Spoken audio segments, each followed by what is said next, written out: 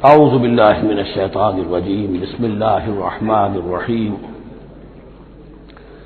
الطلاق مرتان فامساک بمعروف او تسریح باحسان صدق اللہ العظیم۔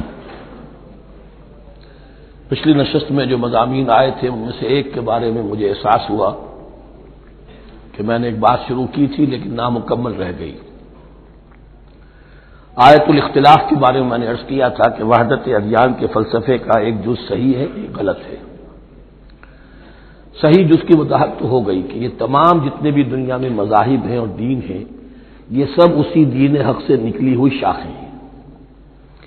دین حق سے پگڈنڈیاں مڑی ہیں، صراط مستقیم سے پگڈنڈی مڑی ہے، کوئی بہت دور نکل گئی اور اس کا یوں سمجھیے کہ پہچانی ہوئی صورت بھی پہچانی نہیں جاتی، اتنی دور ہو گئی کہ اس کا اس دین حق کے ساتھ اب کوئی رشتہ نظر ہی نہیں آتا۔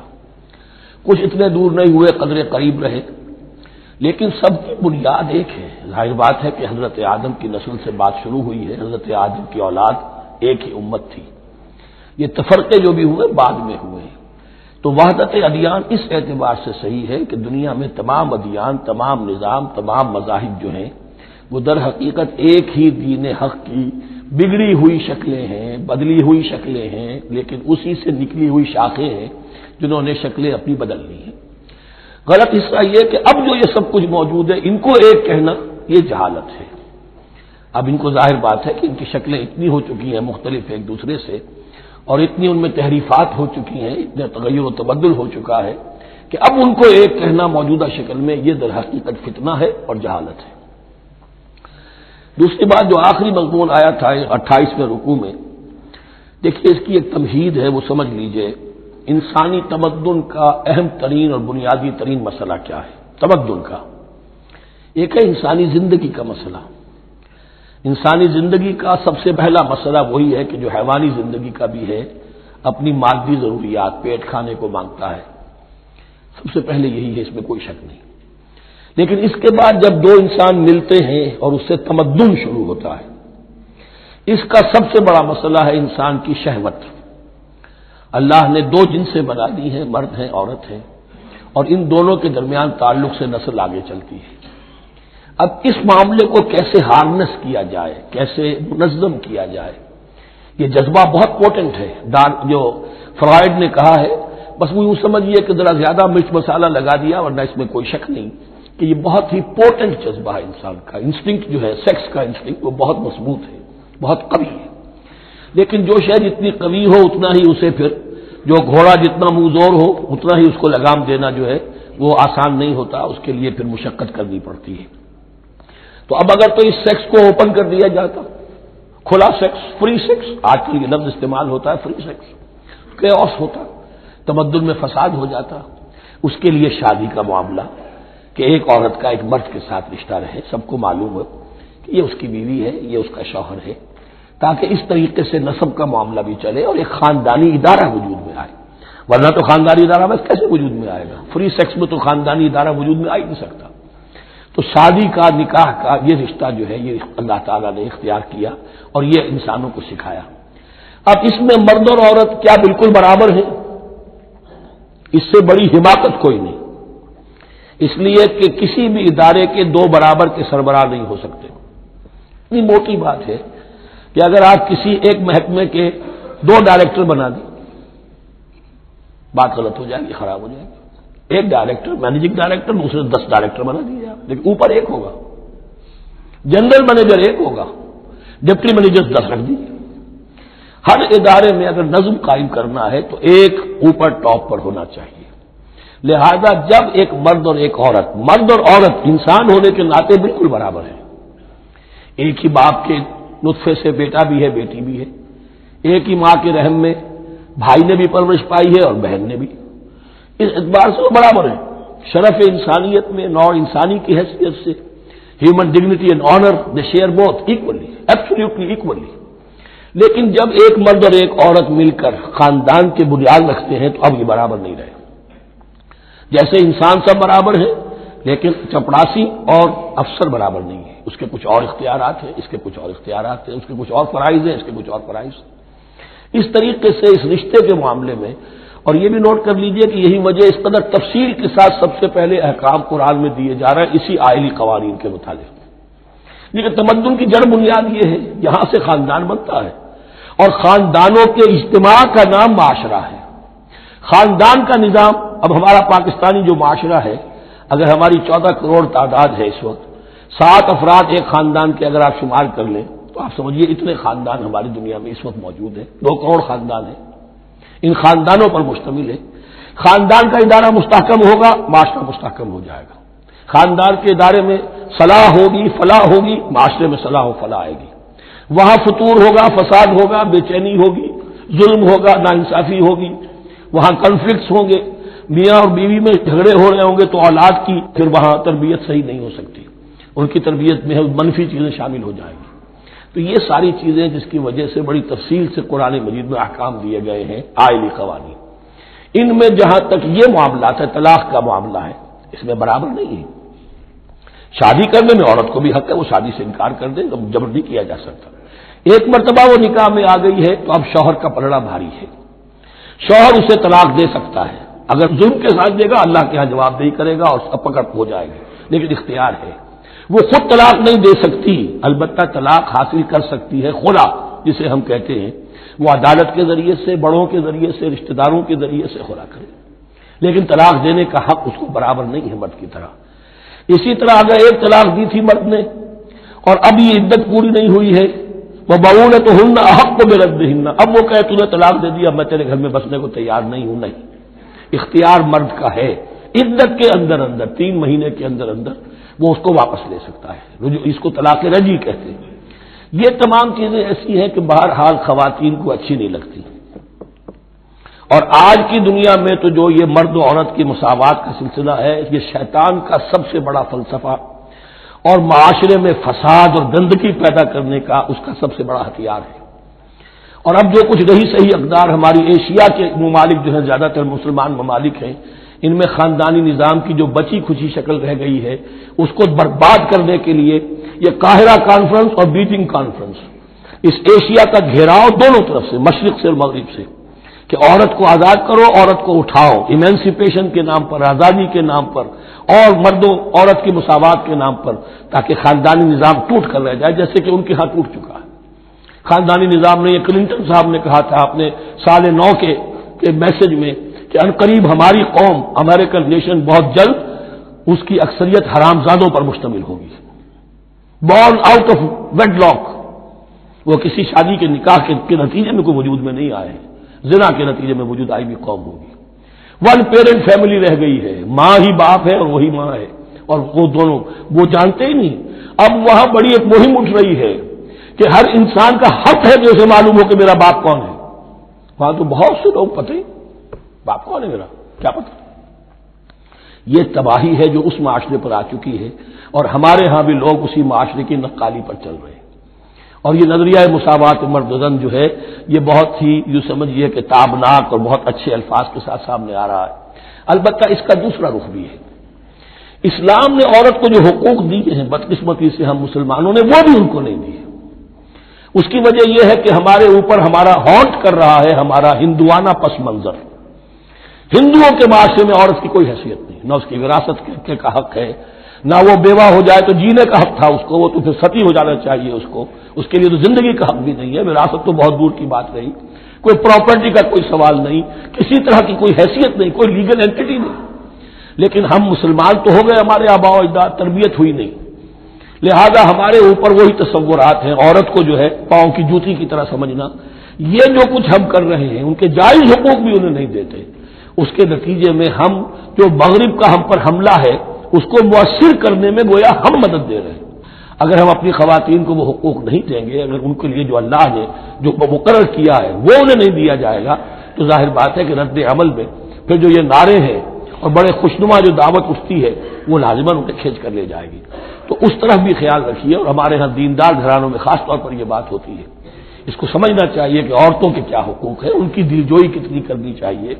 حضور نے کیا فرمایا ہے؟ خیرکم خیرکم لأہلہ وانا خیر لأہلی، خیر منکم لأہلی. تم میں سے بہترین لوگ وہ اپنے گھر والوں کے لیے اچھے ہوں، بہترین لوگ وہ ہیں. ان کے حقوق کا لحاظ ہو، ان کے ساتھ سلوک ہو، ان کی دلجوئی ہو، ان کے احساسات کا بھی پاس کیا جائے۔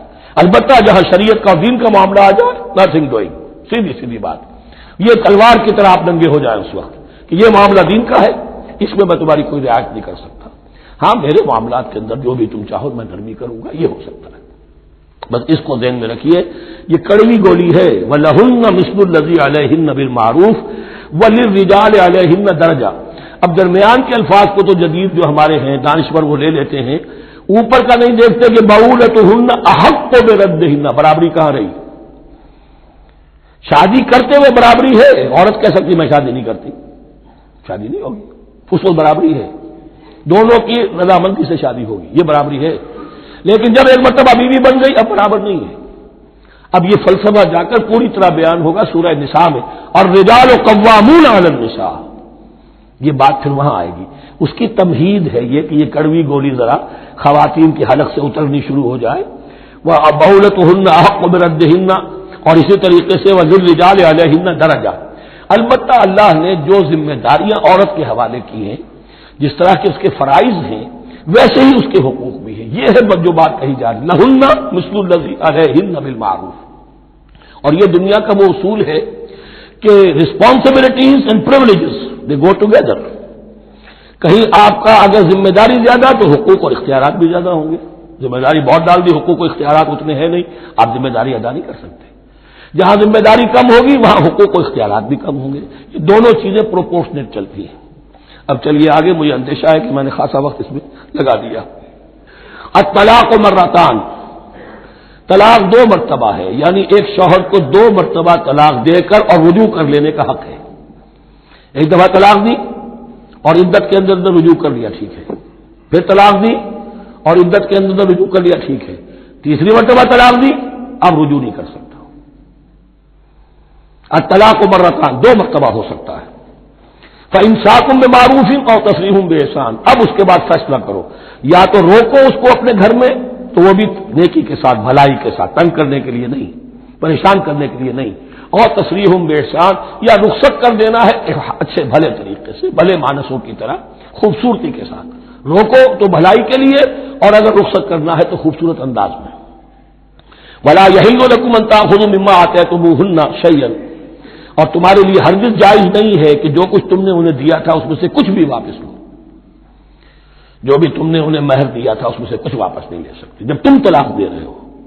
ہاں اگر عورت طلاق مانگے تو اسے اپنے مہر میں سے کچھ چھوڑنا پڑے گا، یہ دوسری بات ہے، لیکن جب بر طلاق دے رہا ہے تو پھر وہ نہیں روک اس میں سے جو بھی کچھ دیا ہو، یہاں تک کہ آیا ہے کہ اگر تم نے ان کو احداہن قنطارا، سونے کے ڈھیر دیے ہوں، ان میں سے بھی کچھ نہیں لے سکتے واپس۔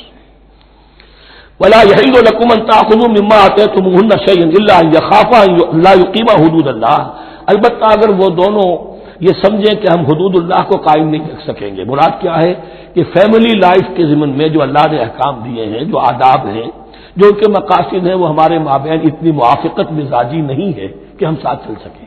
ایک عورت اگر یہ محسوس کرتی ہے فَإِنْ خِفْتُمْ أَلَّا يُقِيمَا حُدُودَ اللَّهِ فَلَا جُنَاحَ عَلَيْهِمَا فِيمَا افْتَدَتْ بِهِ، پھر اگر اس کا یہ خیال ہے کہ یہ نہیں رکھ سکیں گے تو پھر کوئی حرج نہیں ہے ان دونوں پر کہ جو کچھ دے دلا کر عورت فدیے میں اپنے آپ کو چھڑا لے، یعنی کہہ کہ ٹھیک ہے تم نے مجھے 10 لاکھ مہر دیا تھا، میں 5 لاکھ تمہیں واپس کرتی ہوں، یا تم نے 10 لاکھ کا میرا مہر رکھا تھا، میں کھلا مانگ رہی ہوں، میں صرف 5 لاکھ کا تم سے تقاضا کرتی ہوں، اسے اپنے مہر میں سے کچھ چھوڑنا ہوگا، یہ فدیہ ہے۔ تلک حدود اللہ فلا تعتدوها، یہ اللہ کے حدود ہیں، ان سے تجاوز مت کرو۔ دیکھیے روزے وغیرہ کے ضمن میں فلا تقربوها، اور یہاں فلا تعتدوها، اس لیے کہ یہاں بڑے دھڑلے سے آدمی جو ہے وہ ان حدود کو پامال کر جاتے ہیں، قانون یہی رہ جاتا ہے، روح اس کی ختم ہو جاتی ہے۔ وَمَن يَتَعَدَّ حُدُودَ اللَّهِ فَأُولَٰئِكَ هُمُ الظَّالِمُونَ، اور جو اللہ کے حدود سے تجاوز کرتے ہیں وہی ظالم لوگ ہیں۔ فَإِن طَلَّقَهَا، اب اگر تیسری مرتبہ طلاق دے دی، الطلاق مرتان تو ہو چکا، اس کے بارے میں سارے احکام آ گئے، لیکن اب اگر دے دی مراد ہے تیسری مرتبہ، فَإِن طَلَّقَهَا فَلَا تَحِلُّ لَهُ مِن بَعْدِ حَتَّىٰ تَنكِحَ زَوْجًا غَيْرَهُ، تو اب وہ اس کے لیے جائز نہیں ہوگی جب تک کہ وہ عورت کسی اور شوہر سے شادی نہ کرے، اس کو حلالہ کہتے ہیں۔ لیکن یہ حلالہ کروانا یا کرنا اور کسی کے ساتھ یہ معاہدہ کرنا تم شادی کر لو پھر طلاق دے دینا، اس پر لعنت فرمائی ہے، حضور نے لعنت فرمائی ہے۔ اور ہمارے ہاں علم میں آتی ہے، یہ بات سننے میں آتی ہے کہ بہت سے علماء نے اس کو دھندا بنا رکھا ہے۔ حلالہ مولوی مشہور ہیں مختلف شہروں کے اندر، فَإِن طَلَّقَهَا فَلَا تَحِلُّ لَهُ مِن بَعْدُ حَتَّىٰ تَنكِحَ زَوْجًا غَيْرَهُ فَإِن طَلَّقَهَا، پھر اگر وہ بھی دوسری شادی کی دوسری جگہ پر، اس عورت نے اس شوہر سے بھی نہیں بنی، اس نے بھی طلاق دے دی، فَلَا جُنَاحَ عَلَيْهِمَا أَن يَتَرَاجَعَا، تو اب کوئی گناہ نہیں ہوگا ان دونوں پر کہ وہ رجوع کر لے، پہلے سابق شوہر سے شادی کر لے۔ یعنی عورت کو شاید عقل آ گئی ہو، کوئی اسی کی زیادتی تھی کہ پہلے شوہر کے ہاں بس نہیں سکی، اب دوسری مرتبہ کا تجربہ ہو گیا تو اس کے کان ہو گیا کہ کوئی غلطی میری ہی ہے، اب شاید دوبارہ وہ اپنے شوہر کی طرف، سابقہ شوہر کی طرف رجوع کرنا چاہے تو اس کی اجازت ہے۔ ان ظنا یقیما حدود اللہ، اگر ان کو یہ یقین ہو کہ وہ اللہ کے حدود کی پاسداری کر سکیں گے، اللہ کے حدود جو ہے احکام شریعت، ان کو بہرحال مد نظر رکھنا ہے اور فائق رکھنا ہے۔ وَتِلْكَ حُدُودُ اللَّهِ يُبَيِّنُهَا لِقَوْمٍ يَعْلَمُونَ، اور یہ وہ حدود ہیں اللہ کے جن کو وہ واضح کر رہا ہے، کھول کھول کر بیان کر رہا ہے ان لوگوں کے لیے کہ جو علم حاصل کرنا چاہیں۔ ترجمہ یہ ہوتا ہے عام طور پر جنہیں علم حاصل ہے، اصل میں کسی وقت فعل کو طلب فعل کے معنی میں استعمال کیا جاتا ہے عربی زبان میں، یعلمون جو جاننا چاہیں، جن کے اندر طلب ہے علم کی۔ وَإِذَا طَلَّقْتُمُ النِّسَاءَ فَبَلَغْنَ أَجَلَهُنَّ، تو جب تم لوگ اپنی بیویوں کو طلاق دو اور پھر وہ اپنی عدت پوری کر لیں، فَأَمْسِكُوهُنَّ بِمَعْرُوفٍ أَوْ سَرِّحُوهُنَّ بِمَعْرُوفٍ، تو اب چاہو تو روکو انہیں لیکن معروف طریقے سے، اور چاہو تو انہیں رخصت کر دو وہ بھی اچھے طریقے پر۔ وَلَا تُمْسِكُوهُنَّ ضِرَارًا لِتَعْتَدُوا، اور دیکھو ایسا نہ کرو کہ تم روکو انہیں تنگ کرنے کے لیے۔ اچھا ذرا اس کی میں اور خبر لوں گا رجوع کر کے، ذرا اگر تو طلاق ہو گئی تو آزاد ہو جائے گی، غصہ اتنا چڑھا ہوا ہے کہ ابھی وہ غصہ ٹھنڈا نہیں ہوا ہے، رجوع کر رہا ہے اس لیے کہ اسے اور پریشان کرو، اسے اور تکلیفیں پہنچاؤ۔ تو اب یہ کیا ہوا، قانون تو اجازت دے رہا ہے لیکن تم نے قانون کا مذاق اڑایا، تم نے اللہ کی دی ہوئی اس اجازت کا ناجائز استعمال کیا۔ ہاں اگر بسانے کا واقعی ارادہ ہو گیا ہے تو ضرور تم رجوع کر لو، رجوع کا حق تمہیں ہے، لیکن اگر یہ نہیں ہے، پریشان کرنا ہے، فلا تمسکوہن ولا تمسکوہن ضرارا لتعتدوا، ضدہ ان پر زیادتی کرنے کے لیے، ستانے کے لیے۔ ومن یفعل ذلک فقد ظلم نفسہ، اور جو کوئی بھی یہ کام کرے گا اس نے اپنی جان پر ظلم ڈھایا۔ ولا تتخذوا آیات اللہ ہزوا، اور دیکھو اللہ کی آیات کو مذاق اور کھیل نہ بنا لو، ٹھٹھا نہ بنا لو۔ یہ اچھی طرح جان لیجیے، law is law and there can be law which has no flaw, flawless law is impossible. اس لیے تقوی، اللہ کا خوف ہر جگہ پر بار بار، ورنہ تم اللہ کی شریعت کا تماشا بنا دو گے، ٹھٹھا بنا دو۔ ولا تتخذوا آیات اللہ ہزوا واذکروا نعمت اللہ علیکم، اور یاد کرو، ذکر کرو، شعور کرو اللہ کے انعامات کا جو تم پر ہوئے ہیں۔ وما انزل علیکم من الکتاب والحکمت، اور جو اس نے نازل فرما دی ہے تم پر اپنی کتاب، اپنی شریعت اور حکمت، یعظکم بہ، اس کے ذریعے سے تمہیں نصیحت کر رہا ہے، سیدھا راستہ بتا رہا ہے۔ واتقوا اللہ، اللہ کا تقوی اختیار کرو۔ واعلموا ان اللہ بکل شیء علیم، اور جان لو کہ اللہ تعالیٰ کو ہر چیز کا حقیقی علم حاصل ہے۔ وَإِذَا طَلَّقْتُمُ النِّسَاءَ فَبَلَغْنَ أَجَلَهُنَّ فَلَا تَعْضُلُوهُنَّ أَن يَنكِحْنَ أَزْوَاجَهُنَّ إِذَا تَرَاضَوْا بَيْنَهُم بِالْمَعْرُوفِ، اور جب تم اپنی عورتوں کو طلاق دے دو پھر وہ اپنی عدت پوری کر لیں تو مت آڑے آؤ اس میں کہ وہ عورتیں پھر نکاح کر لیں اپنے سابق ازواج سے، اذا تراضوا بینہم بالمعروف، جبکہ وہ آپس میں رضامند ہو جائیں بھلے طریقے پر۔ یعنی اگر طلاق مغلظ نہیں ہے، دیکھیے ایک طلاق ہوتی ہے بائن، پہلی طلاق دوسری طلاق، یہ جب تک عدت ختم نہیں ہوئی طلاق رجعی کہلاتی ہے، جس کے دوران شوہر کو رجوع کرنے کا حق ہے۔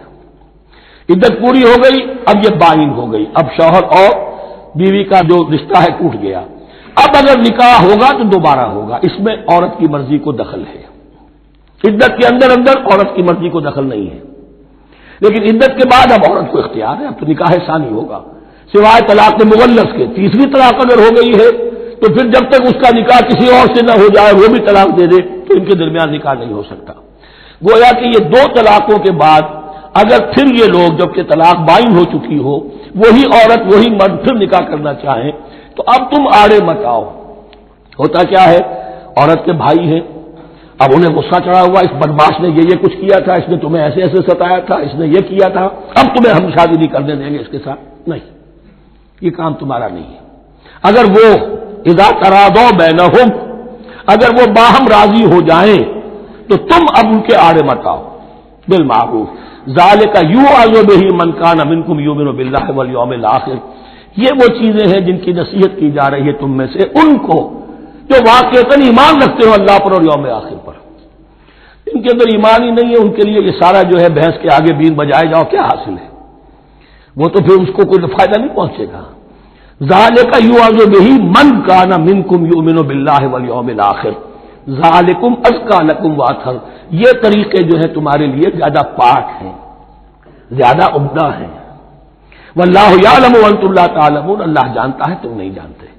اپنی عقل کو مقدم نہ رکھو، یہ اللہ کا علم ہے، اسی نے عورت کو بنایا، اسی نے مرد کو بنایا، اسے مرد بھی عزیز ہے، عورت بھی عزیز ہے۔ الخلق عیال اللہ، حضور نے فرمایا تمام مخلوق اللہ کے کنبے کے مانند ہے۔ اللہ کو تو اپنا ہر انسان مرد ہو یا عورت ہو محبوب ہے، پسندیدہ ہے، اس کی تخلیق ہے، اس کا شاہکار ہے، لیکن یہ کہ وہ جانتا ہے کہ عورت کے کیا حقوق ہونے چاہیے، مرد کے کیا ہونے چاہیے، لہذا واللہ یعلم وانتم لا تعلمون والوالدات یرضعن اولادہن حولین کاملین، اور والداؤں کے لیے، ماؤں کے لیے ضروری ہے کہ وہ اپنی اولاد کو 2 سال دودھ پلائیں پورا، اور یہ خاص طور پر یہاں تذکرہ ہو رہا ہے جب طلاق کا مسئلہ ہو۔ اب طلاق ہو گئی، شوہر تو علیحدہ ہو گیا، شوہر کہتا ہے بھائی میرا بچہ تو میرا ہے، قانوناً تو اولاد شوہر کی ہوتی ہے، لیکن تم اسے دودھ پلاؤ، تو 2 سال تک وہ عورت انکار نہیں کر سکتی، دودھ پلائے گی۔ لمن اراد ان یتم الرضاعہ، جو شخص چاہے کہ یہ رضاعت پوری کروائے اپنی سابقہ مطلقہ بیوی سے، وعلی المولود لہ رزقہن وکسوتہن بالمعروف، لیکن اس عرصے کے لیے جس کی وہ اولاد ہے یعنی شوہر جو سابق ہے اس کے ذمے ہے اس کا رزق اور اس کا لباس، جسے ہم نان نفقہ کہتے ہیں۔ 2 سال اگر اس نے دودھ پلانا ہے اس ماں نے، مطلقہ ماں نے اپنے طلاق دینے والے شوہر کے بیٹے کو یا بیٹی کو، تو اب اس عرصے کے دوران اس کا نان نفقہ اس کے ذمے ہے، باپ کے ذمے ہے، بالمعروف، بڑے طریقے سے، یعنی یہ کہ ایسا نہ ہو کہ ہے تو کروڑ پتی لیکن اب وہ اس کو بیوی کو مطلقہ کو وہ دینا چاہے نان نفقہ اپنی خادماؤں کی طرح کا، نہیں، وہ ہونا چاہیے معروف طریقے پر۔ لا تکلف نفس الا وسعها، کسی پر ذمہ داری نہیں ڈالی جاتی مگر اس کی وسعت کے مطابق۔ لا تضار والدۃ بولدہا، نہ تو تکلیف پہنچائی جائے والدہ کو اپنے بچے کی وجہ سے، ولا مولود لہ بولدہ، نہ جس کا وہ اولاد ہے، جس کا وہ بیٹا یا بیٹی ہے یعنی باپ، نہ اس کو تکلیف پہنچائی جائے، کوئی لا ضرر ولا ضرار، حضور کی حدیث ہے، دونوں کے ساتھ منصفانہ سلوک کیا جائے۔ وعلی الوارث مثل ذلک، اب فرض کیجیے وہ شخص جو تھا طلاق دینے والا وہ تو مر گیا، تو وارث کے ذمے، اس کا جو وارث ہے اس کے ذمے نان نفقہ رہے گا، اس کے اپنے مرحوم والد کی اگر اولاد اس کی کسی متعلقہ بیوی کے پاس ہے 2 سال تک دودھ پلانے کے لیے۔ فإن ارادہ فصالا، اب یہ بھی ہو سکتا ہے کہ وہ دونوں جو ہے کہے کہ سب میں تو دودھ نہیں پلاتی، یا یہ کہ وہ شوہر چاہے ان تراض منہما، دونوں راضی ہو جائیں کہ میں دودھ نہیں پلواتی، دودھ چھڑوا دیجیے، وتشاور، آپس میں رضامندی اور مشورے سے، فلا جناح علیہما، اس میں بھی کوئی حرج نہیں۔ اگر دودھ چھڑوانا چاہیں، وہ کسی اور سے دودھ پلوانا چاہتے ہیں، کوئی دایا رکھ لی ہے اس سے دودھ پلوانا چاہتا ہے، ٹھیک ہے، لیکن ہونا چاہیے جبر نہ ہو، ماں پر جبر نہ ہو۔ ان تراض منہما، دونوں کی رضامندی سے، وتشاور، اور مشورے سے، فلا جناح علیہما، تو پھر ان دونوں پر کوئی حرج نہیں ہے۔ اذا سلمتم ما آتیتم بالمعروف، جب کہ تم اس کی ماں کو وہ سب کچھ دے دو جس کا کہ تم نے اسے وعدہ کیا تھا۔ یہ نہ ہو کہ نان نفقے کو بچانے کے لیے اب تم کہو درمیان میں کہ چھوڑو جی مجھے تو سستی عورت مل رہی ہے دودھ پلا سکتی ہے، نہیں۔ وَإِنْ أَرَدتُّمْ أَن تَسْتَرْضِعُوا أَوْلَادَكُمْ فَلَا جُنَاحَ عَلَيْكُمْ، اگر تم چاہو کسی اور سے اب دودھ پلوانا، رضاعت کروانا، تو اس میں بھی کوئی حرج نہیں۔ فَلَا جُنَاحَ عَلَيْكُمْ إِذَا سَلَّمْتُمْ مَا آتَيْتُمْ بِالْمَعْرُوفِ، جبکہ ان کی ماں، اس کی ماں کو تم دے چکو جو کچھ کہ تم نے طے کیا تھا معروف اور بھلے طریقے پر۔ واتقوا اللہ، اور اللہ کا تقوی اختیار کرو۔ واعلموا ان اللہ بما تعملون بصیر، اور جان لو کہ جو کچھ تم کر رہے ہو اللہ اسے دیکھ رہا ہے۔ والذین یتوفون منکم ویذرون ازواجا، اور وہ کہ جو تم میں سے وفات پا جائیں اور وہ چھوڑ جائیں بیویاں، یتربصن بانفسہن، اب یہ عدت جو تھی ایک تھی طلاق کی عدت، وہ 3 ماہواریاں آ جانا، 3 مہینے کا اندازن، اور ایک ہے جو فوت ہو گیا، اور بیوہ کی عدت کیا ہے؟ والذین یتوفون، جو تم میں سے وفات دے دیے جائیں، منکم تم میں سے، ویذرون ازواجا، پیچھے بیویاں چھوڑ گئے ہوں، یتربصن بانفسہن 4 اشہر وعشرہ، وہ روکے رکھیں اپنے نفسوں کو 4 مہینے اور 10 دن، 4 مہینے 10 دن تک ایک جو بیوہ عورت ہے وہ کوئی اور نکاح نہیں کر سکتی، 4 مہینے 10 دن۔ فَإِذَا بَلَغْنَ أَجَلَهُنَّ، اور جب وہ اپنی اس مدت تک پہنچ جائیں، یعنی پوری ہو گئی مدت عدت کی، فَلَا جُنَاحَ عَلَيْكُمْ فِيمَا فَعَلْنَ فِي أَنفُسِهِنَّ، تو تم پر کوئی گناہ نہیں ہے اس معاملے میں جو وہ اپنے بارے میں کرے۔ اب وہ آزاد ہے، نکاح کر سکتی ہے۔ اب تم روکنا چاہو، ہماری ناک کٹ جائے گی، یہ بیوہ بیٹھ نہیں سکی، اس سے رہا نہیں گیا، نہیں، غلط بات، تمہارا کوئی اختیار نہیں۔ لا جناح علیکم فیما فعلن فی انفسہن بالمعروف، کرے نیک طریقے سے، بھلے طریقے سے، شریعت کے مطابق، قواعد شریعت کے مطابق، تو تمہارا اختیار نہیں ہے کہ روکو۔ واللہ بما تعملون خبیر، اور جو کچھ تم کر رہے ہو اللہ اس سے باخبر ہے۔ ولا جناح علیکم فیما عرضتم بہ من خطبۃ النساء واکننتم فی انفسکم، اب یہ انہی بیواؤں کا ذکر ہو رہا ہے، تم پر کوئی حرج نہیں ہے کہ جو تم اشارے میں کوئی بات اور پیغام دینا چاہو کسی بیوہ کو، اشارے کنائے میں، لیکن یہ کہ اس میں عدت کے دوران نکاح تو نہیں ہو سکتا، اشارے کنائے میں یہ کچھ بات کہی جا سکتی ہے کہ مجھے دلچسپی ہے، شاید میں کوئی بھی طریقہ اختیار کیا جائے۔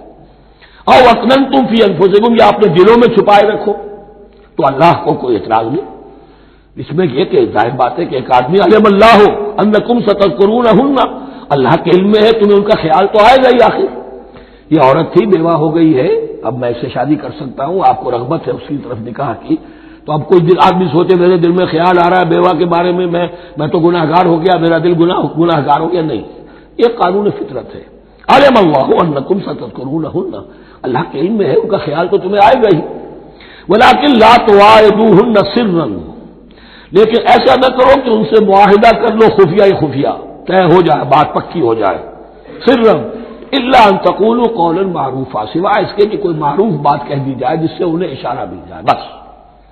ولا تعزموا عقدۃ النکاح حتی یبلغ الکتاب اجلہ، اور مت باندھو گراہ نکاح کی جب تک کہ قانون شریعت اپنی مدت پوری نہ کر لے، یعنی عدت جب تک پوری نہ ہو جائے۔ اب یہاں دیکھیے حتی یبلغ الکتاب، کتاب سے مراد شریعت، قانون شریعت، کتاب سے مراد یہاں کیا ہے کہ جو بھی قانون آ چکا ہے کتاب کے اندر، 4 مہینے 10 دن کے بعد نکاح اس سے پہلے نہیں ہوگا۔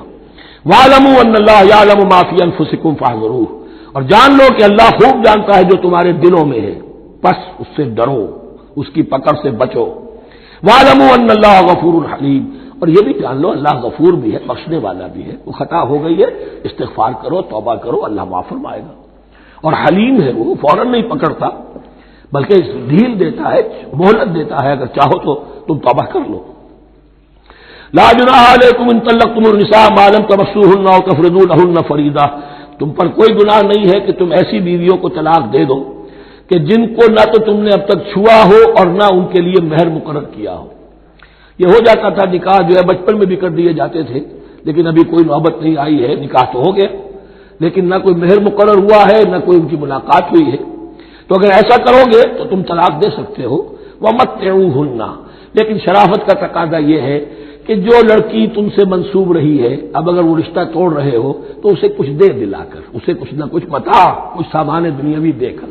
مَتِّعُوهُنَّ عَلَى الْمُوسِعِ قَدَرُهُ وَعَلَى الْمُقْتِرِ قَدَرُهُ، جو وسعت والا ہے، جس کو کشائش حاصل ہے، غنی ہے، وہ اپنی حیثیت کے مطابق، اور جو تندست ہے وہ اپنی حیثیت کے مطابق۔ متاعًا بالمعروف، اور یہ ساز و سامان دینا جو ہے یہ بھی بھلے انداز میں ہو، ایسا نہ ہو جو خیرات دی جا رہی ہو۔ حقاً علی المحسنین، یہ حق ہے محسنین پر، یہ سمجھے کہ ہم پر اللہ تعالیٰ کی طرف سے عائد کردہ یہ ذمہ داری ہے۔ وَإِن طَلَّقْتُمُوهُنَّ مِن قَبْلِ أَن تَمَسُّوهُنَّ وَقَدْ فَرَضْتُمْ لَهُنَّ فَرِيضَةً، اور اگر دوسری شکل یہ ہے کہ تم نے طلاق دی ایسی بیوی کو کہ جس کو تم نے چھوا تو نہیں ہے، لیکن مہر مقرر ہو چکا تھا. فنصف ما فرضتم، تو اب آدھا مہر جو ہے جو تم نے فرض کیا تھا، جو طے کیا تھا، اس کا آدھا تو تمہیں دینا ہی دینا ہے. الا یعفونا، الا یہ کہ وہ معاف کر دیں، ہمیں آدھا بھی نہیں چاہیے، یا چلیے ہمیں چوتھائی دے دیجیے. اور یعفو الذی بیدہ عقدۃ النکاح، یا وہ اس کے اندر جو ہے سخاوت سے کام لے کہ جس کے ہاتھ میں نکاح کی گرا ہے. گرا تو مرد کے ہاتھ میں، وہ کھول سکتا ہے، عورت طلاق دے نہیں سکتی. لہذا کیوں نہ ایسا کرو کہ تم پورا ہی مہر دے دو. فرمایا وان تعفو، اگر تم درگزر کرو اور زیادہ دو، اقرب للتقوی، یہ تقوی سے قریب تر ہے. ولا تنسوا الفضل بینکم، اپنے مابین احسان کرنا مت بھولو، اور اپنے مابین جو فضیلت اللہ نے تمہیں دی ہے عورتوں پر اس کو مت بھولو. تمہارا پھر ایٹیچیوڈ بھی ایسا ہونا چاہیے کہ تم اپنے بڑے ہونے کے حساب سے ان کے ساتھ نرمی کرو، ان کو زیادہ دو، ان کو جتنا بھی مہر مقرر کیا تھا اس سے بھی زیادہ دے دلا کے رخصت کرو. قانون میں تو صرف مہر ہوگا، البتہ قانون یہی ہے کہ اگر انہیں چھوا نہیں ہے، مقاربت نہیں ہوئی ہے، لیکن یہ کہ مہر مقرر ہو چکا تھا تو آدھا مہر تو لازماً دینا ہے. آدھا بھی یہ چھوڑ سکتی ہے عورت، لیکن تمہارے لیے بہتر ہے کہ تم پورا دو یا اور زیادہ دو. ان اللہ بما تعملون بصیر، یقیناً جو کچھ تم کر رہے ہو اللہ دیکھ رہا ہے. حافظوا علی الصلوات والصلاۃ الوسطی، محافظت کرو پوری طرح، چوکس ہو کر، چوکنے ہو کر تمام نمازوں کی، اور خاص طور پر صلاۃ وسطی کی. یعنی بار بار جو آ رہا ہے جان لو اللہ جانتا ہے، جان لو اللہ دیکھ رہا ہے، جو کچھ تم کر رہے ہو اللہ کی نگاہ میں ہے، جو کچھ تم کر رہے ہو اللہ باخبر ہے. یہ سارا کچھ جو ہے یہ اللہ کی یاد ذہن میں برقرار رکھنے کے لیے تمہیں نماز دی گئی ہے. 5 وقتہ تم حاضر ہو، دنیا کے کاروبار سے نکلو اور آ کر پھر عہد اللہ سے اپنا جو ہے، یہ جو حفیظ کا ایک شعر ہے، آؤ سجدے میں گرے لوح جبی تازہ کریں، سرکشی نے کر دیے دھندلے نقوش بندگی. آؤ سجدے میں گرے لوح جبی تازہ کریں. یہاں پر جو ہمارا بندگی کا نقش تھا سرکشی کی وجہ سے وہ دھندلے ہو گئے ہیں. سرکشی نے کر دیے دھندلے نقوش بندگی، آؤ سجدے میں گرے لوح جبی تازہ کریں، کہ پھر اس پر اللہ تعالیٰ کے ساتھ جو عہد کیا ہے ایاک نعبد و ایاک نستعین اسے پھر تازہ کریں. حافظوا علی الصلوات والصلاۃ الوسطی، صلاۃ وسطی کے بارے میں بہت سے اقوال ہیں، لیکن عام طور پر اس سے مراد عصر کی نماز لی گئی ہے. دن میں 2 نمازیں اس سے پہلے ہیں، فجر ہے، ظہر ہے، 2 پھر بعد میں ہے، مغرب عشاء ہے. وقوموا للہ قانتین، اور کھڑے ہوا کرو اللہ کے سامنے پورے ادب کے ساتھ. یعنی ایک تو رکوع ہے جس میں جھکنا ہے، سجدہ ہے جھکنے کی انتہا ہے، قیام بھی قنوت کے ساتھ ہو، معلوم ہو کہ ایک بندہ اپنے آقا کے سامنے کھڑا ہے. اس کے کھڑے ہونے کے انداز میں بھی معلوم ہو کہ تواضع ہے، عجز ہے. فَإِنْ خِفْتُمْ فَرِجَالًا أَوْ رُكْبَانًا، اور اگر تم خوف کی حالت میں ہو تو چاہے پیادہ چلتے ہوئے، سفر کرتے ہوئے، دشمن پیچھا کر رہا ہے، آپ کہیں جا رہے ہیں تو چاہے اب رکیں گے نماز پڑھیں گے تو وہ تعاقب میں قریب آ جائے گا، تو رجالن چلتے ہوئے، یا کہیں جلدی جانا ہے اور وہاں پر ابھی فوری طور پر حملہ کرنا ہے تو اس میں یہ ہے کہ جنگ کی حالت میں یہ رعایتیں ہیں. چلتے ہوئے اور رکبانہ یا سوار ہونے کی حالت میں بھی نماز پڑھی جا سکتی ہے. فَإِذَا أَمِنْتُمْ، لیکن پھر جب امن میں ہو جاؤ، فَاذْكُرُوا اللَّهَ كَمَا عَلَّمَكُمْ، پھر اللہ کو یاد کرو جیسے کہ تمہیں اس نے سکھایا ہے. کس نے سکھایا ہے؟ محمد الرسول اللہ نے. صلو کما رأیتمونی اصلی، نماز پڑھو جیسے کہ تم مجھے دیکھتے ہو میں نماز پڑھتا ہوں. وہ ہے اللہ کا سکھایا ہوا. اس لیے کہ یہ بھی ثابت ہے روایات سے کہ حضرت جبرائیل نے آ کر حضور کو نماز پڑھائی ہے. 2 دن پڑھائی ہے. ایک دن 5 نمازیں اول وقت میں پڑھائی، دوسرے دن 5 جب نمازیں آخری وقت میں پڑھائی، اور بتا دیا کہ ان نمازوں کا وقت ان اوقات کے دوران ہے. تو معلم جو ہے حضور کے نماز کے معاملے میں حضرت جبرائیل ہے، اور اب حضور جو ہے پوری امت کے لیے معلم ہے. فَإِذَا أَمِنْتُمْ فَاذْكُرُوا اللَّهَ كَمَا عَلَّمَكُم مَّا لَمْ تَكُونُوا تَعْلَمُونَ، جو کچھ تم نہیں جانتے تھے اللہ نے تمہیں سکھایا ہے. وَالَّذِينَ يَتَوَفَّوْنَ مِنكُمْ وَيَذَرُونَ أَزْوَاجًا، اور پھر دوبارہ لوٹ کر معاملہ آ رہا ہے بیواؤں کا، اور جو لوگ تم میں سے وفات دے دیے جائیں اور وہ چھوڑ جائیں پیچھے بیویاں، وصیۃ لازواجہم متاع الی الحول غیر اخراج، تو اپنی بیویوں کے لیے وصیت لازمن کریں 1 سال تک کے لیے نان نفقے کی، اور بغیر اس کے کہ انہیں گھروں سے نکالا جائے. اب یوں سمجھیے اس کو، ایک شخص فوت ہوا، 4 بیویاں ہیں، ایک کے ہاں اولاد تھی، بیٹا تو اسی کا ہے، باقی 3 تو اس کی جو ہیں سوتیلی مائیں ہیں۔ ایک ماں کو تو وہ اپنی ماں سمجھ کر اس کی خدمت کرے گا، باقی 3 کو لائبلٹی سمجھے گا۔ تو فرمایا ایسا نہ ہو کہ فوراً نکال دو کہ جاؤ اپنا راستہ لو، جس سے تمہاری شادی تھی وہ گیا۔ 1 سال کے لیے انہیں گھر سے نہ نکالا جائے اور ان کا دان نفقہ دیا جائے۔ لیکن یہ بھی اصل میں تھا وصیت کا، جب یہ قانون آئے گا وراثت کا تو اس سے پہلے کے لیے، جیسے کہ والدین کے لیے کہا گیا تھا وصیت کرو، ایسے بیویوں کے لیے بھی کرو۔ جب ان کا حق آ گیا، اس لیے کہ شوہر مر گیا ہے تو بیوی کا حق ہے اس کی وراثت میں، بیوی مر گئی ہے شوہر کا حق ہے اس کی وراثت میں، تو وہ تو وراثت کے اندر حق معین ہو گیا، تو اب یہ وصیت کی ضرورت نہیں۔ اور اسی طرح 1 سال کا نفقہ نہیں ہے، اب نفقہ جو ہے وہ صرف عدت کے دوران کا ہے، جو ہم اس سے پہلے پڑھ چکے ہیں۔ فَإِنْ خَرَجْنَا فَلَا جُنَاحَ عَلَيْكُمْ فِيمَا فَعَلْنَ فِي أَنفُسِهِنَّ، لیکن اگر وہ خود نکل جائے، ظاہر بات ہے کہ عدت ہوتی 4 مہینے 10 دن، اب تم سال بھر روکو گے تو نہیں ان کو، اگر وہ شادی کر کے کہیں اور جا کے بسنا چاہے تو تم پر کوئی الزام نہیں آئے گا، جو کچھ وہ کرتی ہیں اپنی جانوں کے بارے میں معروف ہو، بھلے طریقے پر، معروف طریقے پر۔ واللہ عزیز الحکیم، اور یقیناً اللہ تعالیٰ زبردست ہے، حکمت والا۔ وللمطلقات متاع بالمعروف، اسی طرح مطلقات کے لیے بھی ساز و سامان زندگی کی ضروریات ہے معروف طریقے پر، حقاً علی المتقین، لیکن یہ ہے عدت کے وقت تک کے لیے۔ اسی معاملے میں شاہبانو کیس میں ایک جو فیصلہ دیا تھا، یہ کلکتہ ہائی کورٹ نے، اس پر پھر ہندوستان میں ایجیٹیشن ہوا۔ اس نے یہ فیصلہ دیا تھا کہ کوئی مسلمان اپنی بیوی کو طلاق دے دے تو اب وہ بیوی اگر تو دوسری شادی کر لے تب تو بات دوسری ہے، ورنہ جب تک زندہ رہے گی اس طلاق دینے والے پر اس کا نان نفقہ جو ہے رہے گا پوری زندگی تک۔ اس پر مسلمانوں نے کہا، بھارت کے مسلمانوں نے، یہ ہماری شریعت میں دخل اندازی ہے، شریعت نے صرف عدت تک کا حق رکھا ہے مطلقہ کے لیے، تم ساری زندگی کہاں سے لا رہے ہو؟ پھر وہ فساد ہوا، پھر بہت سے لوگوں نے جانیں دی، پھر جو ہے ایجیٹیشن ہوا، لیکن پھر راجیو گاندھی کو گھٹنے ٹیکنے پڑے اور پھر قانون بنا دیا گیا بھارت میں کہ کوئی عدالت ہندوستان کی including supreme court of India مسلمانوں کے آئلی قوانین میں دخل نہیں دے سکتی۔ میں سلام کیا کرتا ہوں مسلمانان بھارت کو، ہمارے ہاں ایک ڈکٹیٹر نے، فوجی ڈکٹیٹر نے آئلی قوانین بنائے جنہیں سنیوں نے، شیعوں نے، اہل حدیث نے، بریلویوں نے، دیوبندیوں نے اور جماعت اسلامی کی ٹاپ کی قیادت سب نے یہ کہا کہ یہ غلط قوانین ہیں، اور وہ آج تک چل رہے ہیں۔ ایک اور ملٹری عامر 11 برس تک یہاں پر لمن الملک اليوم، میرے لیے ہے بادشاہی، میں ہوں مقتدر اعلیٰ، مقتدر قادر مطلق، یہ کہتا ہوا چلا گیا اور اس قوانین کو جو کا تو برقرار رکھا ہے۔ اسی پر بھی میں نے شورا سے استعفیٰ دیا تھا ان کے، لیکن مسلمانوں نے وہاں پر یہ بات بھی نہیں ہونے دی کہ جب قرآن شریعت کا حکم جو ہے وہ یہ ہے کہ مطلقہ کو عدت تک کے لیے دان نفقہ ہے تو ساری زندگی کا کوئی معاملہ نہیں۔ کذالک یبین اللہ لکم آیاتہ لعلکم تعقلون، اسی طرح اللہ تعالیٰ تمہارے لیے اپنی آیات کو واضح کر رہا ہے تاکہ تم عقل سے کام لو اور سمجھو۔ اب جو 2 رکوع اگلے آ رہے ہیں یہ بڑے اہم ہیں اس اعتبار سے کہ یہ تاریخ بنی اسرائیل کا غزوہ بدر ہے جس کا تذکرہ ہوگا۔ میں ایک بات آپ کو بنی اسرائیل کی تاریخ کی بتا چکا ہوں کہ جب حضرت موسیٰ کے انتقال کے بعد یوشع ابن نون کی سرکردگی میں انہوں نے جہاد کیا، قتال کیا تو فلسطین فتح ہو گیا، لیکن انہوں نے چھوٹی چھوٹی حکومتیں 12 بنا لی اور آپس میں لڑتے بھی رہے۔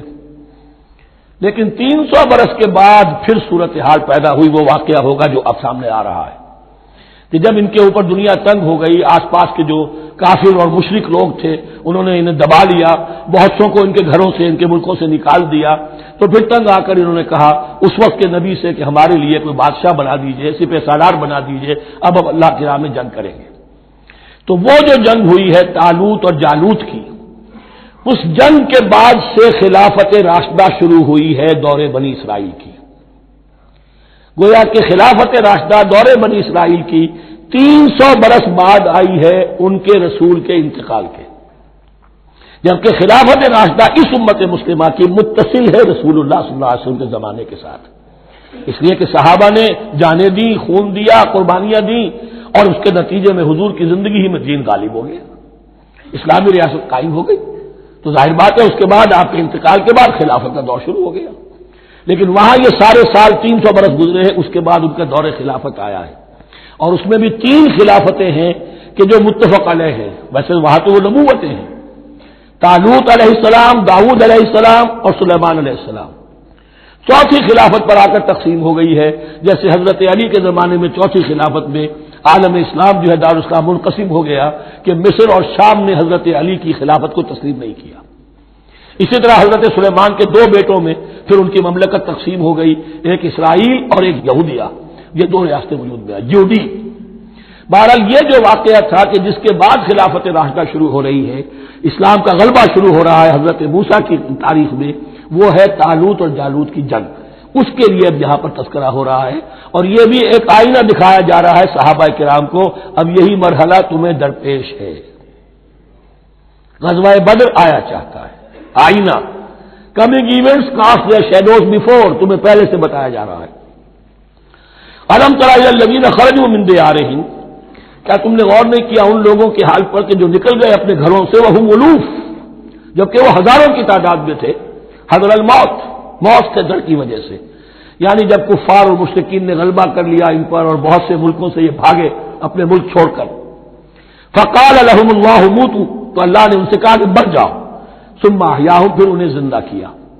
یہاں یہ بھی ہو سکتا ہے مراد کہ فی الواقع یہ عمل ہوا ہو، اور یہ بھی مراد ہو سکتا ہے جیسے قوم مر جاتی ہے لیکن پھر اس کا نشأت ثانیہ ہو جاتی ہے، پھر اللہ نے ان کے اندر ایک جذبہ پیدا کر دیا، یعنی یہاں پر مرنا اور احیا جو ہے وہ مانوی ہو، روحانی ہو، اخلاقی ہو، وہ بالفعل جسدی نہ ہو، لیکن اللہ کے اختیار سے باہر نہیں، اس کی قدرت میں ہے، سب کو مار کر بھی دوبارہ جلا سکتا ہے۔ ان اللہ لذو فضل علی الناس ولکن اکثر الناس لا یشکرون، اور یقیناً اللہ تعالیٰ تو اپنے بندوں پر بڑا فضل کرتا ہے، لیکن اکثر لوگ جو ہے شکر نہیں کرتے، ناقدری کرتے ہیں اللہ کے احسانات کی۔ لیکن اب وہ غزوہ بدر جو ہے ان کا سابقہ امت مسلمہ کا، اس کا حال بیان کرنے سے پہلے مسلمانوں سے گفتگو ہو رہی، اس لیے کہ ہے تو ساری ان کے لیے، ان کی ہدایت کے لیے۔ تاریخ بیان کرنا قرآن کا مقصد نہیں ہے، تاریخ کی کتاب نہیں ہے یہ، تو جو بھی جو پروسیس آف ریولوشن چل رہا تھا، جو جد و جہد تھی، جو تحریک تھی محمد رسول اللہ کی، جس مرحلے میں سے وہ تحریک گزر رہی ہے، اسی مرحلے کی مناسبت سے سابقہ تاریخ سے بھی واقعات لائے جا رہے ہیں، اور اسی کی مناسبت سے وہ جو بھی وقتی احکام ہیں وہ دیے جا رہے ہیں۔ وَقَاتِلُوا فِي سَبِيلِ اللَّهِ وَاعْلَمُوا أَنَّ اللَّهَ سَمِيعٌ عَلِيمٌ، اور جنگ کرو اللہ کے راستے میں اور جان لو اللہ تعالیٰ سب کچھ سننے والا اور جاننے والا ہے۔ مَنْ ذَا الَّذِي يُقْرِضُ اللَّهَ قَرْضًا حَسَنًا فَيُضَاعِفَهُ لَهُ أَضْعَافًا كَثِيرًا، کون ہے وہ شخص کہ جو اللہ کو قرض حسنہ دے؟ یہ انفاق جب کیا جاتا ہے خالص اللہ کے دین کے لیے، تو اللہ کہتا ہے یہ میرے دین میں قرض ہے، دین میرا ہے، تم میرے دین کو غالب کرنا چاہتے ہو، میری حکومت قائم کرنا چاہتے ہو، تو جو کچھ اس میں خرچ کرو گے وہ مجھ پر قرض ہے، قرض حسنہ ہے۔ من ذا الذی یقرض اللہ قرضا حسنا فیضاعفہ لہ، تو اللہ اس کو اس کے لیے بڑھاتا رہے، دگنا کرتا رہے، اضعافا کثیرا، دگنا چوگنا، بہت گنا۔ واللہ یقبض ویبسط، اور اللہ کے اختیار میں کسی چیز کو چھوٹا کر دینا، سکیر دینا اور کھول دینا اور کشائش کر دینا۔ وَإِلَيْهِ تُرْجَعُونَ، اور اسی کی طرف تمہیں لوٹا دیا جائے گا۔ یہاں دیکھیے یہ دونوں چیزیں، جہاد بالنفس اس کی آخری شکل قتال، اور جہاد بالمال اس کے لیے پہلے لفظ آ رہا تھا انفاق، اب قرض حسنہ، اللہ کو قرض حسنہ۔ أَلَمْ تَرَ إِلَى الْمَلَإِ مِن بَنِي إِسْرَائِيلَ مِن بَعْدِ مُوسَىٰ، کیا تم نے غور نہیں کیا موسیٰ کے بعد بنی اسرائیل کے سرداروں پر، ملا من بعد موسیٰ، اذ قالوا لنبی لہم، جبکہ انہوں نے اپنے نبی سے کہا، یہ تو میں آپ کو حدیث سنا چکا ہوں، کوئی وقت ایسا نہیں گزرا حضرت موسیٰ کے بعد کہ نبی کوئی نہ کوئی موجود نہ رہا ہو، حضرت عیسیٰ تک۔ اس زمانے کے جو نبی تھے ان سے انہوں نے کہا لہم ابعث لنا ملکا نقاتل فی سبیل اللہ، ہمارے لیے کوئی بادشاہ مقرر کر دیجئے تاکہ ہم اللہ کی راہ میں قتال کریں، جنگ کریں۔ یہاں بادشاہ سے مراد ہے جو سپہ سالار ہو، نبی ہے تو ظاہر بات ہے کہ نبی کا رتبہ تو بلند رہے گا، لیکن نبی کے تابع ہو کر کوئی شخص کہ جو جنگ کی سپہ سالاری کر سکے اس کو نامزد کر دیجئے۔ قال هل عصیتم ان کتب علیکم القتال الا تقاتلوا، جو نبی تھے یہ سموئیل نبی تھے، سموئیل، یہ آپ اولڈ ٹیسٹمنٹ میں پڑھیں گے سموئیل نبی، انہوں نے کہا کہ اس کا بھی اندیشہ ہے کہ جب جنگ فرض کر دی جائے اللہ تقاتلوا، پھر تم جنگ نہ کرو، یعنی ابھی تو بڑے تمہارے دعوے ہیں، بہادری دکھا رہے ہو، بڑا جوش و خروش ہے، کہیں ایسا تو نہیں ہوگا کہ ادھر سے میں اللہ تعالیٰ سے اجازت بھی لوں جنگ کی اور تمہارے لیے کوئی سپہ سالار یا بادشاہ بھی بنا دوں اور پھر تم جنگ سے نکل جاؤ۔ قالوا وما لنا الا نقاتل فی سبیل اللہ، ان کا کیا کیسے ممکن ہے کہ ہم اللہ کی راہ میں قتال نہ کریں؟ وقد اخرجنا من دیارنا وابنائنا، جبکہ ہمیں نکال دیا گیا ہمارے گھروں سے اور ملکوں سے اور اپنے بیٹوں سے، یعنی ان کی اولاد کو تو انہوں نے غلام بنا لیا، ان کی عورتوں کو باغیاں بنایا، اب یہ تو نکلے ہوئے ہیں اپنے ملکوں سے خوف سے بھاگے ہوئے۔ فلما كتب عليهم القتال، تو جب ان پر وہ جنگ فرض کر دی گئی، تولوا الا قليلا منهم، تو پیٹھ پھیر گئے سب کے سب سوائے کچھ لوگوں کے۔ یہ گویا کہ تنبیہ کی جا رہی ہے، مسلمانوں تم بھی بہت کہتے رہے ہو کہ حضور ہمیں جنگ کی اجازت ملنی چاہیے، ہم کب تک یہ ظلم سہیں گے، لیکن ایسا نہ ہو دیکھو اب جب جنگ کا حکم آئے، اب پڑھ چکے ہم وہ آیت كتب عليكم القتال وهو كره لكم، اب اچھی نہیں لگ رہی جنگ، جان تو پیاری ہے، تو اب دکھا دیا گیا وہاں بھی یہ ہوا۔ واللہ علیم بالظالمین، اور اللہ ایسے ظالموں سے خوب باخبر ہے۔ وقال لهم نبیہم، اور ان سے کہا ان کے نبی نے، ان اللہ قد بعث لکم طالوت ملکا، تمہارے لیے اللہ تعالی نے طالوت کو بادشاہ مقرر کیا ہے۔ ان کا نام تورات میں آیا ہے سول یا ساؤل، SAUL۔ اب یہ سمجھ میں نہیں آتا، ہو سکتا ہے کہ اصل نام ساؤل ہو، لیکن چونکہ وہ بہت قداور تھے، طول قداور، اس لیے ان کا ایک صفاتی نام ہو طالوت۔ قرآن مجید نے صفاتی نام لیا ہے کہ وہ بہت قداور تھے۔ قالوا اللہ یکون لہ الملک علینا، اب انہوں نے کہا کیسے ہو سکتا ہے کہ اسے بادشاہت ملے ہمارے اوپر، ونحن احق بالملک منہ، ہمیں زیادہ حق حاصل ہے اس کے مقابلے میں کہ ہمیں بادشاہی دی جائے۔ ولم یؤت سعۃ من المال، وہ تو مفلس ہے، اسے تو اللہ نے کوئی زیادہ دولت دی نہیں ہے، کیونکہ ان کے معیار تو یہی تھے، جو دولت مند ہے وہی صاحب عزت ہے۔ قال ان اللہ اصطفاہ علیکم، اب نبی نے کہا اب جو چاہو کہو، اللہ نے اس کو چن لیا ہے تم پر، یہ فیصلہ اب ہو چکا، اللہ کا فیصلہ ہے، ڈیوائن ججمنٹ ہے، ڈیوائن ڈیسیجن ہے، کین ناٹ بی ریووکڈ۔ وزادہ بسطۃ فی العلم والجسم، اور اسے کشادگی عطا کی ہے علم اور جسم دونوں چیزوں میں، قداور ہے، طاقتور ہے، اور اسی طریقے سے علم اور فہم دیا ہے۔ تم دولت دیکھتے ہو، اللہ نے چنا ہے ان دو چیزوں کی بنا پر، جسمانی طاقت، جسمانی قوت، اس دور میں ظاہر بات ہے اس کی بہت ضرورت تھی، اور دوسرے یہ کہ اسے علم دیا ہے، فہم دیا ہے، سمجھ دی ہے، دانش دی ہے۔ واللہ یؤتی ملکہ من یشاء، اور اللہ تعالیٰ جس کو چاہتا ہے اپنی بادشاہت دے دیتا ہے۔ واللہ واسع علیم، اللہ بہت سمائی والا ہے، واسع، اس کی وسعت جو ہے وہ اتھا ہے، اور علیم، اور سب کچھ واسع علیم، جاننے والا ہے، یعنی وہ جس کو جو کچھ دیتا ہے بربدائے علم دیتا ہے، کون اس کا مستحق ہے۔ وقال لهم نبيهم ان آیۃ ملکہ ان یاتیکم التابوت فیہ سکینۃ من ربکم وبقیۃ مما ترک آل موسیٰ وآل ہارون تحملہ الملائکہ، اور ان سے کہا ان کے نبی نے کہ طالوت کی بادشاہت کی ایک نشانی یہ ہوگی کہ وہ صندوق جو تمہارے سے جاتا رہا چھن چکا ہے، جس میں سکینہ ہے، تمہارے لیے تسکین کا سامان ہے تمہارے رب کی طرف سے، اور بقیت مما ترک آل موسیٰ و آل ہارون، اور کچھ تبرکات ہیں جو آل موسیٰ اور آل ہارون کے اس صندوق میں رکھے ہوئے ہیں، تحملہ الملائکہ، وہ ملائکہ کی تحویل میں ہے۔ اب ان کی بادشاہی کی علامت کے طور پر وہ صندوق تمہارے پاس واپس آ جائے گا۔ اصل میں یہ تابوت سکینہ جو ہے یہ ان کا ایک بڑا لکڑی کا صندوق ہے، اب بھی ہے، ان کا دعویٰ ہے کہ موجود ہے، اور مسجد اقصیٰ کے نیچے جو سرنگ ہے اس میں موجود ہے۔ بعض ذرائع سے فوٹو لے کر بھی انہوں نے ڈاکومنٹری فلم بھی ابھی دکھا دی ہے کہ موجود ہے۔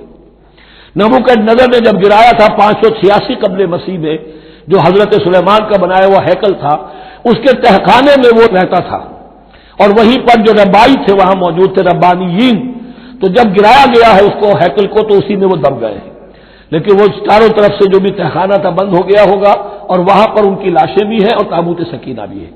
لیکن ہوا یہ تھا کہ جب ان کے پڑوسی ملکوں نے انہیں شکستیں دی تو وہ تابوت سکینہ بھی چھین کر لے گئے۔ اب اس میں گویا کہ ان کے لیے بہت بڑی بات تھی کہ ان کے لیے کم سے کم ایک دل کی روحانی تسکین کا سامان تھا۔ ہمارے پاس حضرت موسیٰ کے تبرکات ہیں، عصائے موسیٰ اس میں ہے، رکھا ہوا ہے، اب بھی ہے۔ اسی طریقے سے اس میں وہ جو جن تختیوں پر تورات لکھی ہوئی دی گئی تھی حضرت موسیٰ کو، وہ موجود ہے، ان کے کہنے کے مطابق اب بھی ہے۔ تو اس طریقے سے ان کے لیے تسکین ہوتی تھی، جیسے ایک مسلمان کو خانہ کعبہ کو دیکھ کر تسکین ہوتی ہے، تو فرمایا اس میں تمہارے لیے سکینت بھی ہے اور تمہارے آل موسیٰ اور آل ہارون کے تبرکات بھی ہیں۔ تحملہ الملائکہ، اس وقت وہ ملائکہ کی تحویل میں ہوا یہ کہ جہاں وہ تابوت لے گئے ان کے دشمن، وہاں پلیگ آ گئی۔ انہوں نے سمجھا کوئی نحوست ہے اس کے اندر جس کی وجہ سے پلیگ آ گئی ہے، انہوں نے ایک چھکڑے کے اوپر اس کو رکھا اور بیلوں کو ہانک دیا، جاؤ جدھر جانا ہے۔ تو حضرت سموئیل نے ان سے کہا کہ طالوت کا اللہ کی طرف سے نامزد کیے جانا ایک علامت اس کی یہ ہوگی کہ وہ تمہاری تسکین کا سامان جو تم سے چھن گیا تھا ان کے عہد عمارت میں یا ان کے عہد ملوکیت میں تمہیں واپس مل جائے گا، اور وہ فرشتوں کی تحویل میں ہے۔ تو ایک روز وہ چھکڑا جو ہے وہ لیے ہوئے وہ تابوت ان کے ہاں پہنچ گیا۔ ان فی ذلک لآیۃ لکم ان کنتم مؤمنین، یقیناً اس میں تمہارے لیے نشانی ہے اگر تم ماننے والے ہو۔ فلما فصل طالوت بالجنود، اب جب حضرت طالوت اپنے لشکروں کو لے کر چلے، ان میں سے جو لوگ تو انکار کر گئے رہ گئے، جو لوگ چلے ساتھ ان کو لے کر چلے۔ قال ان اللہ مبتلیکم بنہر، انہوں نے فرمایا اپنے لشکر والوں سے اللہ تعالیٰ تمہاری ایک آزمائش کرے گا ایک نہر سے، دریا سے، یہی جو ہے جارڈن ریور جارڈن، اس کو کراس کر کے پھر حملہ کرنا تھا۔ فلما فصل طالوت بالجنود، تو جب طالوت اپنے لشکروں کو لے کر چلے، قال ان اللہ مبتلیکم بنہر، تو انہوں نے کہا کہ اللہ تعالیٰ تمہاری آزمائش کرے گا ایک دریا سے، یعنی دریائے اردن۔ فمن شرب منہ فلیس منی، جو اس میں سے پیٹ بھر کر پانی پیے گا وہ مجھ میں سے نہیں ہے۔ ومن لم یطعمہ فانہ منی، جو اس میں سے پانی نہیں پیے گا وہ میرا ساتھی ہے۔ الا من اغترف غرفۃ بیدہ، سوائے اس کے کہ کوئی صرف اپنے چلو سے کچھ وہ ایک گھونٹ لے لے۔ یہ اصل میں ہر کمانڈر کے لیے ضروری ہوتا ہے کہ کسی بھی بڑی جنگ سے پہلے اپنے ساتھیوں کا مورال دیکھے، ڈسپلن کی حالت دیکھے۔ تو جیسے حضور نے بھی غزوہ بدر سے قبل مشاورت کی تھی کہ مسلمانوں ایک لشکر آ رہا ہے جنوب سے کیل کانٹے سے لیس، اور ایک قافلہ آ رہا ہے شمال سے، اور اللہ نے ان دو میں سے ایک کا وعدہ کیا تمہیں ضرور ملے گا، بتاؤ کدھر چلے۔ اندازہ ہو گیا، کچھ لوگ جو کمزوری دکھا رہے تھے انہوں نے کہا چلے جی پہلے قافلہ لوٹ لے، اور جو لوگ تھے باہمت انہوں نے کہا جو حضور آپ کی ارادہ، جو آپ کا منشا ہو۔ تو یہاں بھی انہوں نے اس سے ٹیسٹ کیا ہے کہ آیا وہ میرے حکم کی پابندی کرتے ہیں یا نہیں کرتے۔ فشربوا منہ، تو ان سب نے، بہتوں نے پیا اس میں سے خوب جی بھر کر، الا قلیلا منہم، سوائے ان میں سے بہت کم تعداد میں۔ فلما جاوزہ هو والذین آمنوا معہ، تو جب گزرے اس دریا کے پار، اترے وہ اور وہ لوگ جو ان کے ساتھ ساتھیہ اہل ایمان رہ گئے تھے، یعنی پہلی سکریننگ پہلے ہو چکی تھی جو قتال ہی کے منکر ہو گئے تھے، اور اس کے بعد دوسری ہو گئی ہے کہ جو اس چھلنی میں سے نہیں نکل سکے، وہ پانی پی کر بے سدھ ہو گئے۔ یہ ایسا ہی ہے جیسے غزوہ احد میں حضور صلی اللہ علیہ وسلم کے ساتھ 1000 آدمی مدینے سے نکلے تھے اور پھر عین وقت پر 300 آدمی ساتھ چھوڑ کر چلے گئے۔ تو جب انہوں نے دریا پار کر لیا، انہوں نے اور ان کے ساتھی اہل ایمان نے، قالوا لا طاقت لنا اليوم بجالوت وجنودہ، تو انہوں نے کہا کہ ہمارے اندر تو واقعتاً طاقت نہیں ہے کہ ہم جالوت کا اور اس کے لشکروں کا مقابلہ کر سکیں۔ یہ گولیت جس کو کہتے ہیں جالوت، یہ بڑا قوی ہیکل انسان تھا، اور اس کا جو زرہ بختر تھا وہ اتنا پورا جسم ڈھکا ہوا کہ سوائے آنکھ کے سوراخ کے اور کچھ نہیں تھا اس میں، جو نظر ہی نہیں آتا تھا۔ تو اس نے مبارزت کی اور کوئی بھی مقابلے پر نہیں آ رہا تھا۔ قال الذين يظنون انهم ملاقو الله كم من فئة قليلة غلبت فئة كثيرة باذن الله، تو کہا ان لوگوں نے جو یقین رکھتے تھے کہ اللہ سے ملاقات کرنی ہے، کئی مرتبہ ایسا ہوا ہے، کتنی مرتبہ ایسا ہوا ہے کہ چھوٹی جماعت غالب آ گئی ہے بڑی جماعت پر اللہ کے حکم سے، یعنی آگے بڑھو، ہمت کرو، اپنی جو ہے کم ہمتی کا ثبوت نہ دو، اللہ تعالیٰ کی نصرت سے، اللہ کی مدد سے تمہیں فتح حاصل ہو جائے گی۔ واللہ مع الصابرین، اللہ تو صابروں کے ساتھ ہے۔ فلما برزوا لجالوت وجنودہ، تو جب وہ سامنے آئے جالوت اور اس کے لشکروں کے، برزا ظاہر ہو جانا، سامنے آمنے سامنے آ جانا، اب ادھر ان کا لشکر ہے طالوت علیہ السلام کا، اور ادھر وہ جالوت کا لشکر ہے۔ قالوا، اب انہوں نے دعا کی، ربنا افرغ علینا صبرا، اے اللہ ہم پر صبر اڈھیل دے۔ یہ افرغ کا لفظ ہوتا ہے کسی برتن سے پانی اس طرح گرا دینا کسی کے اوپر کہ وہ برتن خالی ہو جائے، گھڑوں پانی ڈال دینا یا کچھ اور برتن میں سے۔ افرغ علینا صبرا، ہم پر صبر اڈھیل دے، صبر کی بارش فرما دے۔ ربنا افریق علینا صبرا وثبت اقدامنا، اور ہمارے قدموں کو جما دے، وانصرنا علی القوم الکافرین، اور ہماری مدد فرما ان کافروں کے مقابلے میں۔ یہی دعا گویا کہ تلقین کی جا رہی ہے اہل ایمان کو کہ جب بدر کے موقع پر تمہارا مقابلہ ہوگا تو تمہیں یہ دعا کرنی چاہیے۔ فَهَزَمُوهُمْ بِإِذْنِ اللَّهِ، تو انہوں نے بھگا دیا ان کو اللہ کے حکم سے، اللہ کے اذن سے، اللہ کی مشیت سے۔ وَقَتَلَ داؤد جالوت، اور قتل کیا جالوت کو داؤد نے۔ یہ داؤد جو ہے تورات سے معلوم ہوتا گڈریے تھے، جنگلوں میں رہتے تھے اپنی بھیڑیں بکریاں لے کر، اور ان کے پاس ایک گوپیا ہوتا تھا، اس گوپیے کے اندر پتھر رکھ کر اس کو گھما کر وہ مارتے تھے، لیکن نشانہ اتنا صحیح تھا کہ اس سے وہ کہتے تھے کہ میں شیروں کے جبڑے توڑ دیتا ہوں۔ جب کبھی شیر آتے ہیں میرے بھیڑوں بکریوں کے گلوں پر حملے کے لیے، تو جب وہ آ گئے اتفاق سے، جب لشکر آمنے سامنے تھے، ادھر جالوت للکار رہا ہے کوئی میرے مقابلے میں، ادھر سب کے سب سہمے کھڑے ہیں، کوئی آگے نہیں نکل رہا۔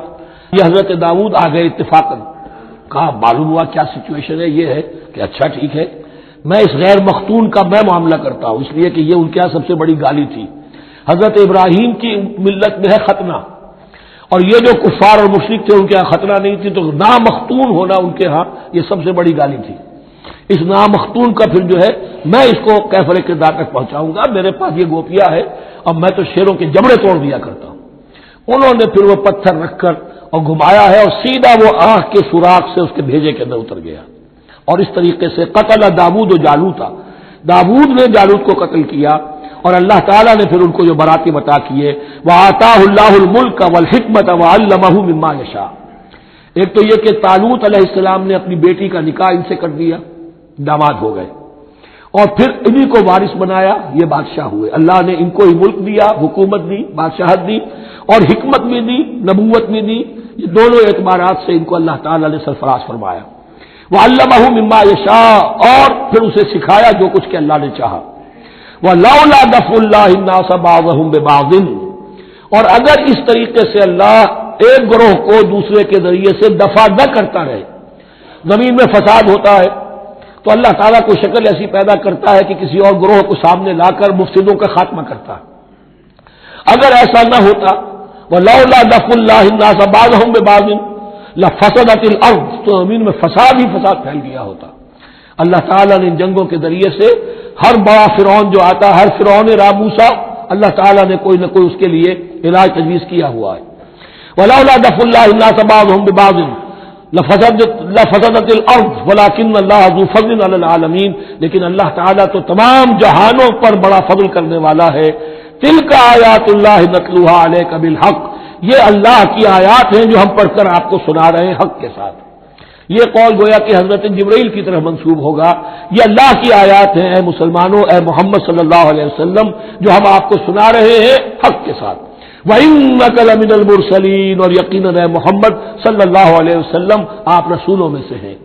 تِلْكَ الرُّسُلُ فَضَّلْنَا بَعْضَهُمْ عَلَى بَعْضٍ، ایک بہت اہم قانون بیان ہو رہا ہے، ان رسولوں میں سے ہم نے بعض کو بعض پر فضیلت دی ہے۔ یہ میں پہلے بیان کر چکا ہوں کل، تفریق بین الرسول کفر ہے، تفضیل یہ قرآن سے ثابت ہے، کوئی افضل ہے اور کوئی مفضول ہے، کسی کو کسی اعتبار سے فضیلت ہے، کسی کو کسی اور اعتبار سے فضیلت، جزوی فضیلت ہے مختلف لوگوں کی ہو سکتی ہے، کلی فضیلت تمام انبیاء اور رسول پر محمد رسول اللہ کو حاصل ہے۔ تِلْكَ الرُّسُلُ فَضَّلْنَا بَعْضَهُمْ عَلَى بَعْضٍ مِّنْهُم مَّن كَلَّمَ اللَّهُ، ان میں سے وہ بھی تھے جن سے اللہ نے کلام فرمایا، حضرت موسیٰ علیہ السلام۔ وَرَفَعَ بَعْضَهُمْ دَرَجَاتٍ، اور بعضوں کے اور کسی اعتبار سے درجات بڑھا دیے۔ وَآتَيْنَا عِیسیٰ ابْنَ مَرْیَمَ، اور ہم نے عیسیٰ ابن مریم کو البینات بڑے کھلے معجزے دیے، وَأَیَّدْنَاهُ بِرُوحِ الْقُدُسِ، اور ان کی مدد فرمائی حضرت جبرائیل کے ساتھ۔ وَلَوْ شَاءَ اللَّهُ مَا اقْتَتَلَ الَّذِينَ مِن بَعْدِهِم مِن بَعْدِ مَا جَاءَتْهُمُ الْبَيِّنَاتُ، لیکن اللہ چاہتا تو یہ آپس میں نہ لڑتے جھگڑتے، نہ یہودیوں کی آپس میں جنگیں ہوتی، نہ یہودیوں نصرانیوں کی ہوتی، نہ نصرانیوں کے فرقے ایک دوسرے سے لڑتے۔ وَلَوْ شَاءَ اللَّهُ مَا اقْتَتَلَ الَّذِينَ مِن بَعْدِهِم مِن بَعْدِ مَا جَاءَتْهُمُ الْبَيِّنَاتُ، اس کے بعد کہ ان کے پاس واضح تعلیمات آ چکی تھی۔ وَلَٰكِنِ اخْتَلَفُوا، لیکن انہوں نے اختلاف کیا۔ فَمِنْهُم مَّنْ آمَنَ وَمِنْهُم مَّنْ كَفَرَ، ان میں وہ بھی ہیں جو ایمان لے آئیں گے اور ان میں وہ بھی ہیں جو کفر پر اڑ گئے ہیں۔ وَلَوْ شَاءَ اللَّهُ مَا اقْتَتَلُوا، اگر اللہ چاہتا ان پر لازم کر دیتا، یعنی جبرن تکوینی طور پر، تو اختلاف نہ کرتے جھگڑتے نہ۔ وَلَٰكِنَّ اللَّهَ يَفْعَلُ مَا يُرِيدُ، لیکن اللہ تو کرتا ہے جو چاہتا ہے۔ اللہ نے جو دنیا کو اس حکمت پر بنایا ہے کہ یہ دنیا کی زندگی آزمائش ہے، آزمائش کے لیے آزادی دی ہے، تو جو شخص غلط راستے پر جانا چاہے اسے آزادی ہے، جو صحیح راستے پر آنا چاہے اسے آزادی ہے۔ بارک اللہ لی ولکم فی القرآن العظیم ونفعنی وإیاکم بالآیات والذکر الحکیم۔